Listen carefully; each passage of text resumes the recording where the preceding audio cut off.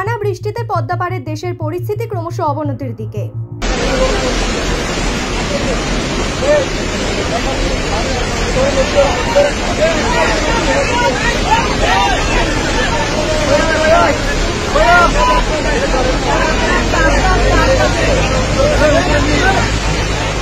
টানা বৃষ্টিতে পদ্মাপাড়ের দেশের পরিস্থিতি ক্রমশ অবনতির দিকেই এগোচ্ছে। কয়েকটি জেলায় ভারী বর্ষণ কমলেও বন্যা পরিস্থিতির তেমন উন্নতি হয়নি।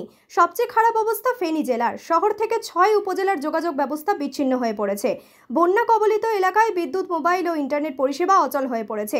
বন্যা কবলিত মানুষজনকে উদ্ধার করে শিক্ষা প্রতিষ্ঠানে আশ্রয় দেওয়া হয়েছে। অসহায় মানুষজনকে দেওয়া হচ্ছে ত্রাণ সামগ্রীও। এখানে মানুষের ভিতরে ভয়ভীতি কাজ করতে আছে। ফেনীর যে অবস্থা, ফেনীর মানুষগুলা অনেক মারা গেছে, মানুষের ভিতরে ভয়ভীতি কাজ করছে। তাই এখানে নির্ভয় অবস্থা আছে, মোটামুটি ওদেরকে সান্ত্বনা দেওয়া হয়েছে। আর এই স্কুলের প্রধান শিক্ষক জনাব মনির আহমদ সাহেব, উনি এখানে আসে সরজমিনে তদন্ত করে মোটামুটি মানুষকে সান্ত্বনা দেওয়া হয়েছে।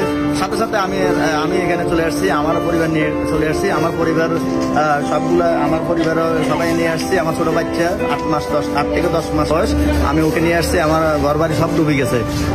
এই কারণে আমি আশ্রয়কেন্দ্রে ভুক্তভোগী হিসাবে আমি এখানে আছি।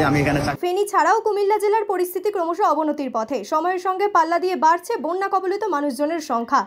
কুমিল্লার গোমতীর বাঁধ ভেঙে বুড়িচং উপজেলার কমপক্ষে 35টি গ্রাম প্লাবিত হয়েছে বলেই সূত্রের খবর। খোলা আকাশের নিচে আশ্রয় নিয়েছে বহু মানুষ। বিপদ সীমার উপর দিয়ে বইছে গোমতী নদীর জল। বন্যা কবলিত এলাকায় জলের তলায় চলে গিয়েছে বাসস্থান।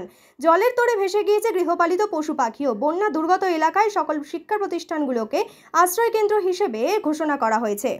বন্যার্তদের শুকনো খাবার, পানীয় জল সহ প্রয়োজনীয় সামগ্রী দেওয়া হচ্ছে। কুমিল্লা জেলা তিতাস থানার কলাকান্দি ইউনিয়নের অবস্থা দেখেন ভাই, কি অবস্থা দেখেন ভাই। বুক পরিমাণ পানি ভাই, ঘরের মানুষ থাকতে পারতেছে না। আমাদের যে সংগঠনের সবাই আসছে এখন মাল উদ্ধার করার জন্য। দেখেন সবাই আসে, দেখেন কি অবস্থা। আল্লাহ তুমি সবার উদ্ধার করো, আল্লাহ তুমি সবার উদ্ধার করো। এখানে বুক পরিমাণ পানি দেখেন। করেন কে কোথা থেকে দেখছেন অবশ্যই আপনি শেয়ার করে দেন, দ্রুত শেয়ার করে দেন। এখানকার অবস্থা দেখেন, খুবই খারাপ, খুবই ভয়াবহ অবস্থা। দেখেন গর্ভবতী পানি চলে গেছে। সূত্র বলছে টানা কয়েকদিনের বৃষ্টিতে ফেনী, নোয়াখালী, কুমিল্লা, সুনামগঞ্জ, মৌলভীবাজার, হবিগঞ্জ, চট্টগ্রাম, লক্ষ্মীপুর, বান্দরবান ও খাগড়াছড়ি সহ দেশের 14 জেলা প্লাবিত হয়েছে। জলবন্দী কয়েক লক্ষ মানুষ।